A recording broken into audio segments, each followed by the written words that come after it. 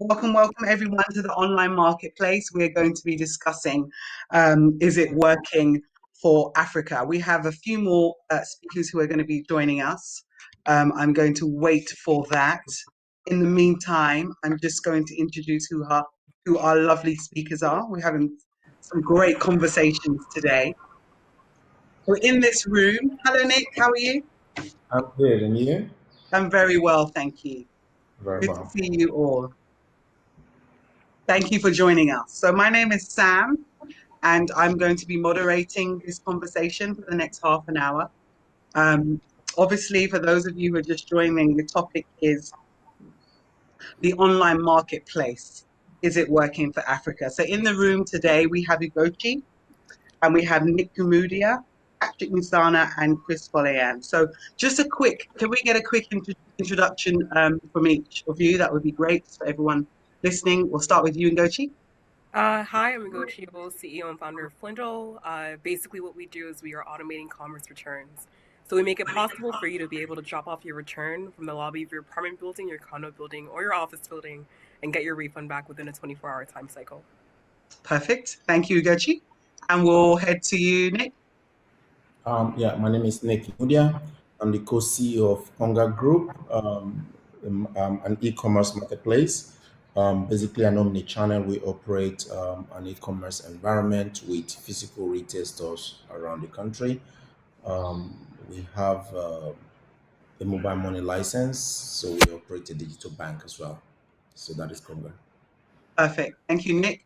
And Chris, I know you're there. Can you unmute yourself? Are you there? Okay, so we might not have Chris, and we definitely don't have Patrick at the moment. Chris, when you're ready, just interrupt anytime you like. Okay. I've got a couple of questions for you all, for you both, actually. And I'll kick off with the first one, and then I'll go to you, Nick, first to answer that if you can from your experience. So, first one is the competition from Amazon. Would or should Africa be worried? Oh, you're muted, Nick.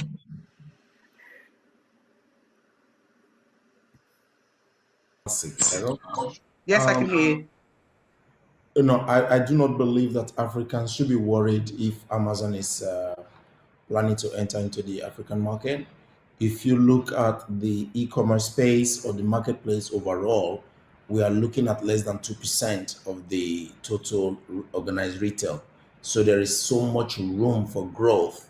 And if, and I hope they do enter into the market, Yeah. it helps in educating the consumers on the value proposition of e-commerce and what the marketplace offers to the consumers. So personally, I am one of those that do welcome competition, be it Amazon, be it Alibaba, or be it any multinational that want to enter into Africa.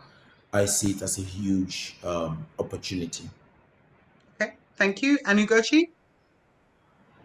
I think everyone always asks the Amazon question. What are you going to do if Amazon copies you, etc. But I also think, kind of like Nick mentioned, every single player is focused on their own market. So there's companies like Snapdeal, for example, which is like the Alibaba or AliExpress of India. There's companies like Alibaba, which is mainly focused on mainland China with a lot of transactions happening in the US. I mean, I think a lot of things when it comes to entering into a new business or entering into a new space has to do with knowing the market. So with Amazon, even if they were to break into Nigeria or break into Ghana or whatever, there's still that little bit of catch up that has to be done before that infrastructure can be set there.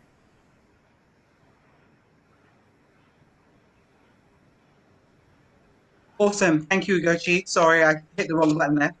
Um, okay, I'm going to move swiftly on to our next question. It's connectivity. So, connectivity. Is this an issue? I'll start with you, Ugochi.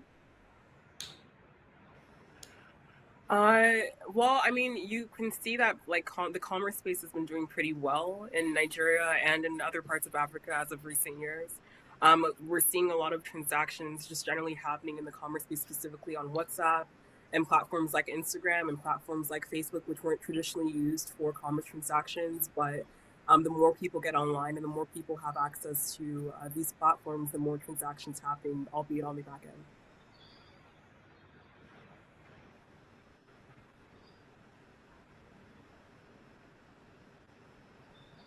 Fantastic. And Nick? When you look at it traditionally, the sort of the two or three challenges faced by e-commerce or commerce in Africa, connectivity or infrastructure related to connectivity is always number one. Mm, But over the years, I can confidently say that the infrastructure around that is developing quite nicely and is evolving. Um, we found multiple ways to simplify with trade. We found multiple ways for people to connect. We found multiple yeah. ways, simple ways for people to basically shop online overall. So connectivity is an issue, but I do believe it's not as big as it was at some point in time. So it's improved dramatically. Okay, Nick, can you go a little bit further into the other ways that you've looked at that's been working for you? So if you look at a company like ours, we are purely an omni-channel company, meaning we have physical stores Yes. around the country or around the continent where you can, if you want to shop online and you don't have good connectivity, you can walk into any of our stores and we'll do it for you, right? The good news about Africans is that we enjoy feeling the product still. We still Yeah. enjoy seeing it, touching it. Yes. We are not that advanced on that level to just trust blindly. So one of Mm, our ways to solve those connectivity issues is the omni-channel approach, where you can come into our stores. If you don't have that connectivity yourself, we can do it for you. You can go through the millions of catalog that we have. But if you also want to see it physically, we can order them for you and then you see. So those are some of the ways that we have dealt with connectivity issues. Other ways is basically partnering with telcos and depending on the season, offering free data for people to browse and shop around. So cost is not an issue. So we found ways of dealing with connectivity issues in Africa at the moment. okay, I guess another question on the back of that is what things do you think are impeding the market at the moment, if any? There are a lot of things impeding the market, of course. Like I said, traditionally, you talk a lot Mm, about infrastructure around connectivity. We usually talk around infrastructure around logistics, ability to get products to consumers in their homes. That yeah. has and is always the challenge. The conversation is that do we believe that e-commerce is a technology project or a supply chain project? Depending on which country you are, that is very debatable. So logistics has and is a major issue. Addressing systems. So I'm really curious around what Ugochi is working on in Mm, terms of terms and ease for merchants to get their products or consumers to return their products. That has always been a major challenge. And of course, the last one, which is traditionally a challenge, is payments. sure. When you look at developed countries, payment is probably not an issue because prepayment and the banking system, Yeah. card system acceptance is quite good. But in Nigeria or in most African countries, prepayment is an issue, which leads to the challenge of e-commerce around returns and we Yeah. discussed earlier cancellations and things. So if I haven't paid for a product, I can have the impulse of buying as much as I want and then changing my mind 2 3 days later. So those are major challenges. There are other challenges that we can discuss probably over time, but those are the core, I would say the three core challenges that we have impeding what I call the organized retail around e-commerce at the moment. Okay, thanks, Nick. And You're on mute. I'm sorry. It's okay. I don't want to have any background noise while you're both No worries. speaking. So I think it leads very nicely into Ugochi and obviously what Flindel does, automating commerce returns. So talk me through what your experience with that with things that you feel like is impeding the market at the moment. For sure. I mean, when it comes to payments, companies like Corpay are helping with that. But when it comes to just the logistics of everything, logistics is a very complicated thing. And being able to handle for fulfillment, which is getting an item from point A, which is where the consumer is, which is where the retailer is based, to point B, which is the consumer's doorstep, can be a little bit tricky. With returns, it's the reverse. So it's called reverse logistics. So it's like literally the opposite of that. And what we do is that the challenge with fulfillment and the challenge with commerce today is that returns is a really expensive thing to do. The reasoning behind that is because as a retailer, everyone wants to be able to offer a positive returns experience to the consumers. It's so crazy that in North America, over 70% of customers will come back to an online store, not because of a horrible product, but simply because of a poor return experience.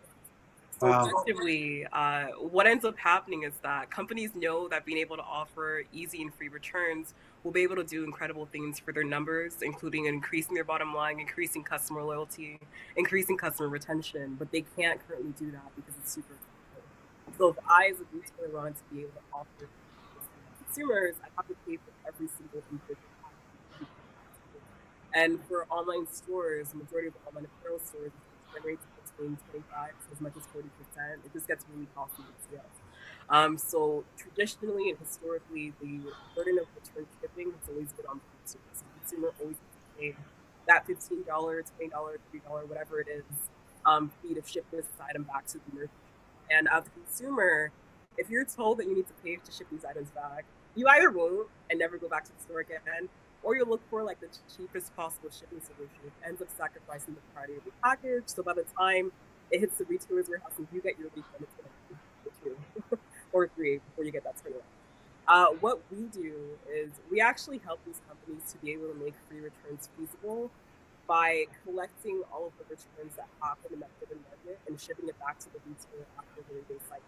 So meaning that it's much cheaper to ship things in bulk, so aggregate returns in a giant box, versus shipping things in individual parcels.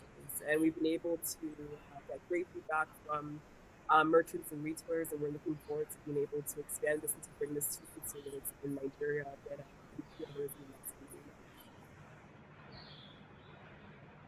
years. Great, thank you, Ugochi.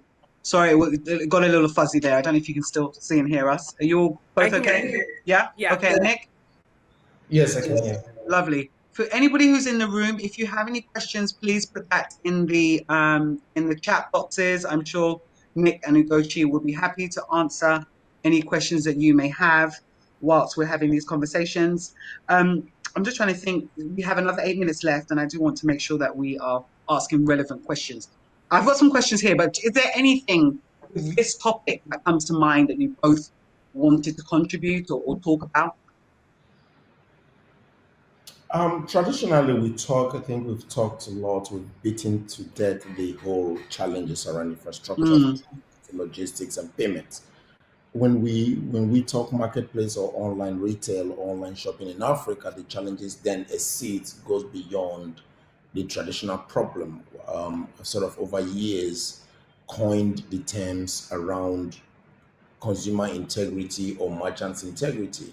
So if you're talking about online marketplace, the ability for a consumer to trust a product that is coming their way is starting to be a bigger problem.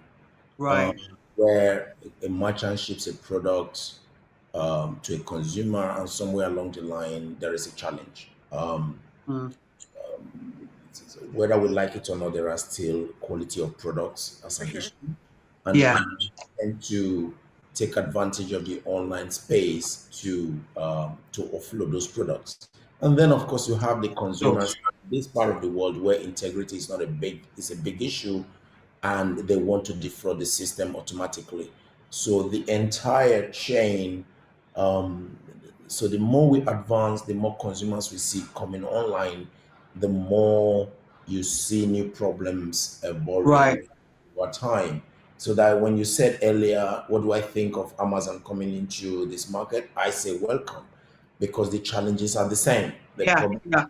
is the same problem that they would have. The bad roads will be bad roads. Payment will be payment issue. Integrity will be integrity issue. Mm. So these are some of the emerging challenges that we are starting to face. That the more popular the online space is, the faster you see integrity around merchants and products and the integrity around consumers trying to defraud the system and as much as and fast as possible. I think that's a really good point, Nick. And I was going to ask another question.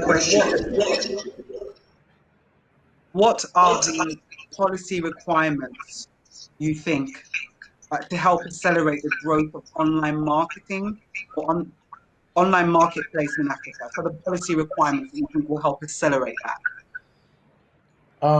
We need to start working extensively around quality of product, which what is the consumer protection rights? What are my rights as a consumer when it comes to products and quality of products?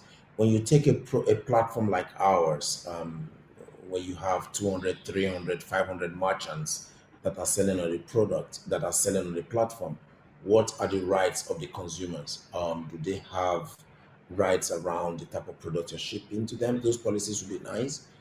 Then you start talking around um, uh, value added sort of taxation. Who is responsible for taxation? Is it the company, the merchants, and things like that?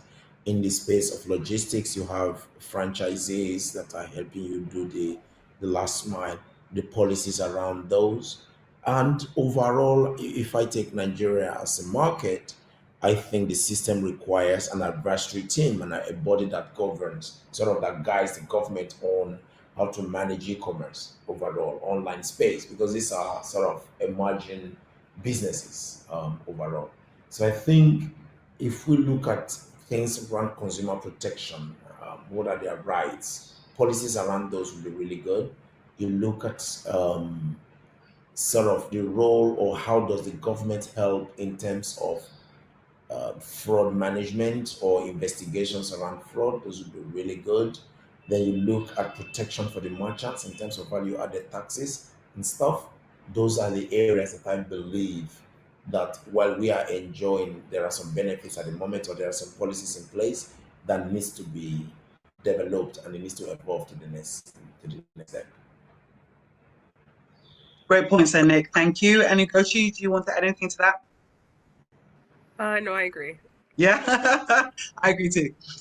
We have a question from Karen Wong, who's a founder at Taku Labs Limited. She has said, how is omnichannel being handled by retailers in Africa, where also physical stores exist? Specifically, how are people connecting the technology between in-store and online sales? Um, I'll start. That is the core of what Konga Group does at the moment. Um, So we've created a seamless process between the online and the physical stores, retail stores, where if I come into the store and I have placed an order online, we have technology in place for me to identify who you are instantly. We are piloting things like we are piloting some QR codes where when you walk into some of those stores, I identify you based on the order that you've placed online. So we have you can place online in you can place products online and then you pick it up in stores. You can pick up you can go to a store and the products are not there and you place it online and we deliver it to the store or deliver it to your home. So we've created an integration, a seamless process where you can either visit us online or visit us in physical space. It's also helped our logistics a lot. Like I said, the bigger challenge is logistics. So with our physical stores, we have close to 35, 40 stores depending on the day. At the moment, you can place an order online and then you go to a store and pick it up. It also aids the process of return because instantly you can open your product and if it's not what you want to return it there. If we have those products online, then we'll replace it. So some of these seamless integrations we have. Was it easy for us to build? Absolutely not. What makes an omni-channel important for a market like Nigeria or in Africa overall is what I said earlier. We still like to feel the product. We still like to see the product. Most importantly, as the board, my board would say, we still like to complain. There's a physical place for you to complain. You can yell at someone. this is not what I ordered. This is the wrong color, the wrong type of product, and then you are addressed instantly. And once you've sort of exhausted your complaints, you go home happy, as in talking to someone online and you don't know who you are dealing with, and probably you are frustrated. So those are some of the advantages that we've seen with omnichannel. Fabulous. Ugochi? Yeah, Yeah. there's also companies like Shopify, which is one of the largest commerce platforms in the world, as well as BigCommerce, that help to bridge that gap for companies that have traditional brick and mortar stores that are looking to also get online, and facilitating those processes. Awesome. Thank you. We literally have 56 seconds left. I'll ask one last question and see if you both can squeeze something in. What are the plans for the future, and what do you think the next big thing is in the online marketplace? For sure. I think that COVID was a really good thing that happened in this space, in the sense that it accelerated a lot of the things that we thought would happen 10 years from now, 5 years from now, to being urgent now. What we always say in all of our board meetings is that we're trying to create a Jetsons-like future. Jetsons is my favorite cartoon growing up, where everything just happens without you really having to leave the house. So we're seeing that commerce, both on the fulfillment side and also on the return side, is now being integrated into the consumer's routine, so that as a consumer, the headache of having to wait X amount of days or having 9 seconds left. no longer exists. Okay, and I think we're going to have to end it there. Thank you so much. Can you still see me? Yeah, we can. Yeah, lovely. Okay, it's ended there. But really, really insightful, both of you. Thank you so much. I know we didn't get to speak to both Chris and Patrick. I'm not sure what happened there. Maybe it was connectivity. And yes, hopefully I shall be chatting with you both again in another session. Awesome. Awesome. Thank you guys. Speak to you soon. Take Have a care. good evening. Take care. Bye. Bye.